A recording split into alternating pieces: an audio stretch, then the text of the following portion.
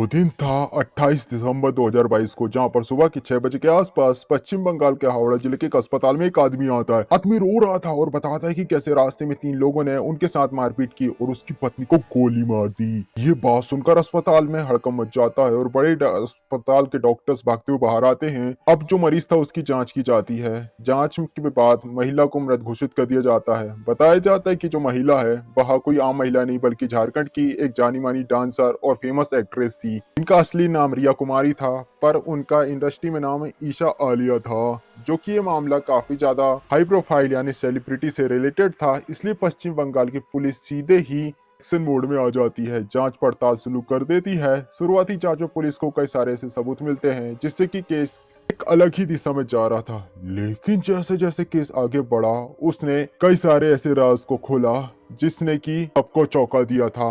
Police को पहले जो कहानी लग रही थी, हकीकत उससे अलग ही थी। रिया कुमारी और ईशा आलिया की मौत की आखिर कारण क्या था और किसने उन्हें मारा, इस केस की वर्तमान स्थिति क्या है, समझते हैं इस वीडियो को। वहीं जांच में एक इंश्योरेंस वाली बात भी सामने आती है, जो कि क्या थी हम इस वीडियो में समझते हैं। तो शुरू करते हैं इस कहानी को। गाइस, ये कहानी है रिया कुमारी यानी कि ईशा आलिया की। ईशा आलिया जो कि इंटरनेट में काफी ज्यादा वायरल और फेमस थी, जो कि कई सारी स्थानीय भाषाओं में अपनी अदाओं को बिखेरा था। यूट्यूब में इनके कई सारे फॉलोवर्स थे और हैं। अभी भी लोग इन्हें काफी ज्यादा चाहते हैं इनकी मौत के बाद भी। हम बात करें रिया की, तो रिया का जन्म एक मिडिल क्लास फैमिली में हुआ। इनके सपने काफी ज्यादा बड़े थे और इन्हें बचपन से ही एक्टिंग का शौक था। अपने शौक को पूरा करने के लिए ये कई सारे मौके को ढूंढती हैं। बहुत ही जल्द इन्हें एक अपॉर्चुनिटी मिलती है और कम ही उम्र में ये म्यूजिक एल्बम्स में काम करना शुरू कर देती हैं। लोग इन्हें पसंद करना शुरू कर चुके थे और झारखंड के अलावा अन्य रीजनल भाषा के एल्बम्स में भी उन्हें काम मिलना शुरू हो गया। उन्होंने अपना करियर रिया कुमारी के तौर पर शुरू किया था, पर वे अब धीरे ईशा आलिया के तौर पर पहचान पा लेती हैं। जैसे जैसे फेमस होती जाती हैं, उन्हें काम करने वाले डायरेक्टर और प्रोड्यूसर भी अब रिया को काम देना शुरू कर देते हैं, यानी कि अब इनकी कमाई होना शुरू हो चुकी थी। काम के सिलसिले में रिया एक दिन प्रकाश कुमार नाम के एक आदमी से मिलती है। बातचीत से पता चलता है प्रकाश कुमार जो कि झारखंड फिल्म इंडस्ट्री का एक म्यूजिक एल्बम फिल्म प्रोड्यूसर है, यानी कि काफी ज्यादा फेमस है। और काम के सिलसिले में एक दिन प्रकाश कुमार रिया को मिलने के लिए बुलाता है। बातचीत होती है और रिया प्रकाश के म्यूजिक एल्बम में काम करने के लिए तैयार हो जाती है। और काम के बीच अब ये मुलाकात लगातार बढ़ने लगी थी और देखते देखते ये मुलाकात प्यार में बदल जाती है। थोड़े टाइम बाद रिया कुमारी प्रकाश के साथ शादी कर लेती है। रिया जो कि काफी ज्यादा स्ट्रगल करके उन्होंने अपनी लाइफ में कुछ हासिल किया था, पर उन्हें क्या पता था कि उनके साथ एक बहुत बड़ा धोखा हो चुका है। दरअसल उसे एक बहुत बड़ा धोखा मिला था। दरअसल प्रकाश जो कि पहले से शादीशुदा था और तो और उसके 3 बच्चे थे, पर उसने रिया को इस बारे में नहीं बताया। धोखे से रिया को उसने अपनी दूसरी पत्नी बना ली थी और उसने अपनी पहली पत्नी को अभी तक तलाक नहीं दिया था। शुरुआत में रिया और प्रकाश के बीच काफी झगड़ा इस बात को लेकर और बात बिगड़ने लगी थी, पर थोड़े टाइम बाद बातचीत होना शुरू हो जाती है। प्रकाश रिया के साथ झारखंड को छोड़ देता है और कोलकाता में रहना शुरू कर देता है, जहां पर रहते हुए रिया अपने डांसर के तौर पर करियर को आगे बढ़ाती है और कई सारे रीजनल लैंग्वेज के म्यूजिक एल्बम में उसे काम मिलता है। यूट्यूब में रिया काफी ज्यादा फेमस हो जाती है। रिया का सब कुछ अच्छा चल रहा था लाइफ में और अब सारी चीजें सुधरने लगी तो उसकी पर्सनल लाइफ में भी। तभी रिया माँ भी बन जाती है, जहाँ पर वह एक बच्चे की माँ बन जाती है। उनकी एक बेटी होती है। रिया ने एक बेटी को जन्म दिया था। अब इसकी लाइफ काफी ज्यादा ठीक चल रही थी, पर 2022 के लास्ट में कुछ उल्टा ही होता है। हमेशा की तरह नए साल के कुछ दिन पहले रिया अपने पति के साथ काम के सिलसिले में झारखंड में जाती है और 28 दिसंबर 2022 को वापस कोलकाता जा ही रही थी। रिया और प्रकाश कोलकाता अपने घर इससे पहले पहुंच पाते कि तभी बीच में एक ऐसा कांड घटित होता है कि जो प्रकाश खुशी अपनी पत्नी के साथ अपने घर जा रहा था, वह भागते हुए कोलकाता के हावड़ा जिले के अस्पताल पहुंचता है। प्रकाश का कहना था कि वह हावड़ा के वरनौट जिले के वगनान इलाके में सुबह जरूरी किसी काम के लिए गाड़ी से उतरा था कि तभी वहाँ पति नवाकाप कोश आए। उन्होंने प्रकाश के साथ मारपीट की और उसे रोकना चाहा। ये सब देखकर गाड़ी में बैठी हुई रिया जो कि अपनी बेटी को कार में छोड़कर गाड़ी से नीचे उतरती है और प्रकाश की हेल्प करने के लिए आगे जाती है। प्रकाश का कहना था कि वो तीनों ही लोग लूटपाट करने के लिए यहाँ पर आए थे और उन्होंने उसे काफी मारा। अब रिया यहाँ पर बीच बचाव करने के लिए आती है और रिया उन्हें पकड़ने की कोशिश करती कि तभी उनमें से एक गन को निकालता है और उसने रिया को गोली मार दी। प्रकाश का बताना था कि उसके लूटपाट की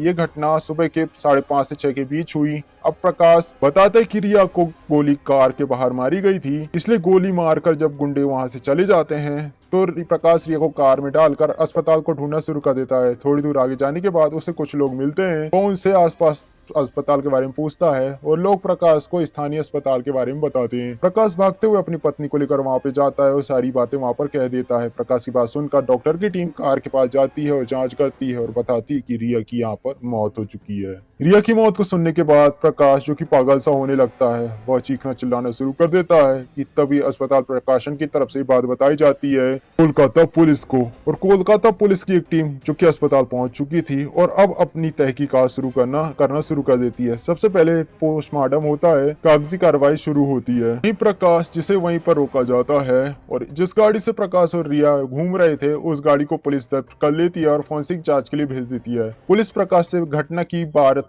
पूछती है। स्टार्टिंग में प्रकाश का बयान अब लगातार बदलने लगा था। शुरू में वो कहता है कि वो पेशाब करने के लिए कार से उतरा था। थोड़ी देर बाद ये कहता है कि दरअसल उसकी बेटी रो रही थी, इसलिए गाड़ी रोकी थी। यानी कि वह लगातार अपने बयान को बदल रहा था और इस तरीके से बयान का बदलना पुलिस को शक के बीज बो रहा था पुलिस के दिमाग में। पूछताछ में प्रकाश पुलिस को बताता है कि जैसे ही वह कार से उतरा, अचानक से 3 लोग आए और वो उसके साथ मारपीट करने लगे। तीनों लोग जब प्रकाश को मार रहे थे, तभी बीच में रिया आती है बीच बचाव करने के लिए। रिया के आते ही उनमें से तीनों में से एक ने पिस्टल निकाली और रिया के कान से टाकर गोली चला दी। पुलिस को प्रकाश के इस बयान पर बिल्कुल भी भरोसा नहीं होता, क्योंकि प्रकाश के शरीर पर कोई भी चोट के निशान नहीं थे। अब ऐसा कैसे हो सकता है कि वो बता रहे कि उसकी बहुत पिटाई हुई है और वहीं उसकी पत्नी को गोली मार दी गई।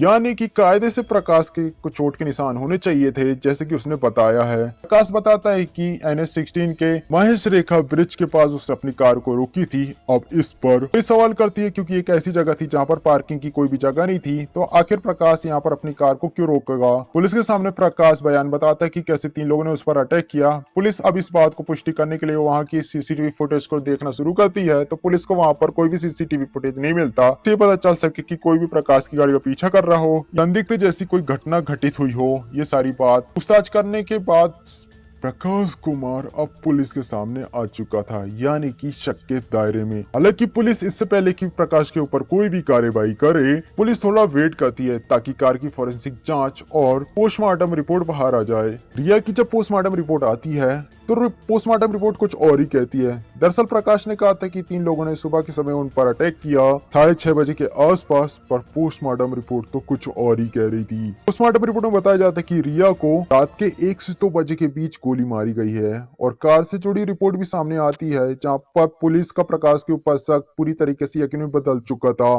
फॉरेंसिक रिपोर्ट बताती है कि जांच में कैसे कार के अंदर 9mm बुलेट सेल मिलता है। अब जैसे कि प्रकाश ने कहा था कि रिया को कार के बाहर गोली मारी गई है, तो आखिर बुलेट सेल कार के अंदर कैसे पाया गया।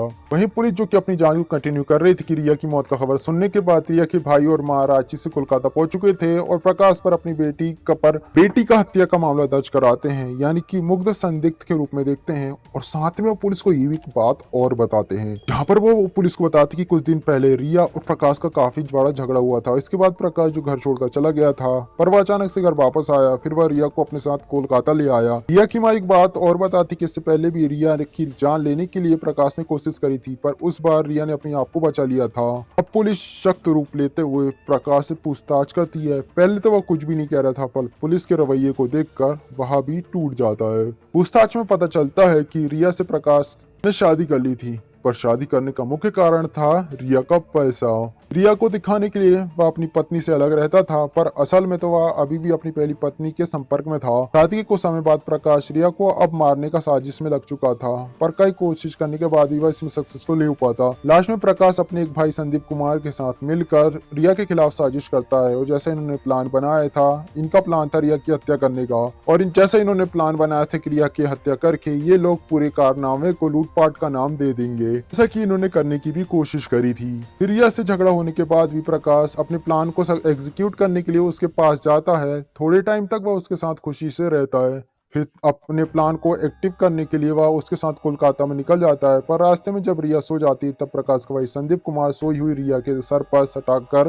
बुलेट शूट कर देता है। इसके बाद संदीप जो वहां से भाग जाता है और इस मर्डर को लूटपाट की कोशिश में बदलने के लिए प्रकाश रिया के शव को बड़ी ही सावधानी से गाड़ी में रखकर आगे जाने लगता है और अस्पताल ले जाकर वह अपनी कहानी को सबको सुना देता है। अब राज उजागर होने के बाद, सच्चाई सामने आने के बाद अगले दिन यानी कि 29 दिसंबर 2022 को प्रकाश कुमार सोमवार को अपनी पत्नी रिया की हत्या के आरोप में गिरफ्तार कर लिया जाता है। प्रकाश अपने बयान में अपने भाई संदीप को भी साजिश में शामिल बताता है, इसलिए पुलिस की टीम अब संदीप को ढूंढने में लग जाती है और 31 दिसंबर 2022 को संदीप को भी पकड़ लिया जाता है। पुलिस रिया के 2 कातिल को पकड़ चुकी थी। रिया के परिवार वाले आरोप लगाते कि साजिश का हिस्सा प्रकाश की पहली पत्नी भी है। वहीं पुलिस जांच में एक और व्यक्ति का नाम आता है जिसने प्रकाश और संदीप को बंदूक दिलाई थी। वो व्यक्ति था संदीप, वो भी एक दूसरा ही संदीप था। पुलिस इस संदीप को ढूंढने लगती है पर काफी टाइम तक इस संदीप का पता नहीं चलता। वहीं कोलकाता पुलिस अभी तक इस काम में लगी हुई थी और आखिरकार बिहार की राजधानी पटना के एक गांव के पास कबीर के सूचना के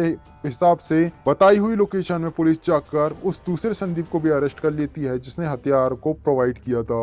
इस दर्दनाक हत्याकांड के मुख्य आरोपियां पकड़े जा चुके थे पर पुलिस अभी भी इस हत्या के मुख्य कारणों का पता नहीं लगा पाई। पहले कहा जा रहा था कि प्रकाश का प्लान रिया का पैसा लेना था और वह पैसा लेकर रिया से पीछा छुड़वाना चाह रहा था क्योंकि हत्या का मोटिव था, पर आगे की जांच में पता चलता है कि दरअसल में बात तो कुछ और ही थी। दरअसल प्रकाश के ऊपर लाखों रुपए का कर्जा था और उसके पास्ट के जो फिल्मी काम थे वह भी फ्लॉप थे, इसके कारण अब उसके ऊपर बहुत ज्यादा प्रेशर था पैसों को लेकर। उसने डिसीजन लिया था कि कैसे भी करके अगर वह रिया का एक्सीडेंटल डेथ करवा देता है तो रिया का जो लाखों रुपए का इंश्योरेंस है वो उसे क्लेम करके अपने कर्ज को चुका देगा। इन पैसों के बल में वह आजाद हो जाएगा और ऐसे अपनी जिंदगी को जिएगा। प्रकाश का ये प्लान अपने भाई से डिस्कस करता है और ये लोग डिसीजन करते हैं कि वे रिया को मार देंगे और साजिश के तहत 28 दिसंबर 2022 को इन दोनों ने मिलकर रिया को मार दिया। रिया को जब मारा गया था जब कार में रिया की एक 3 साल की बेटी भी थी। रिया को गोली मारी गई जब ये बच्ची जो सो रही थी, जिसके कारण पुलिस को ज्यादा कुछ पता नहीं चलता।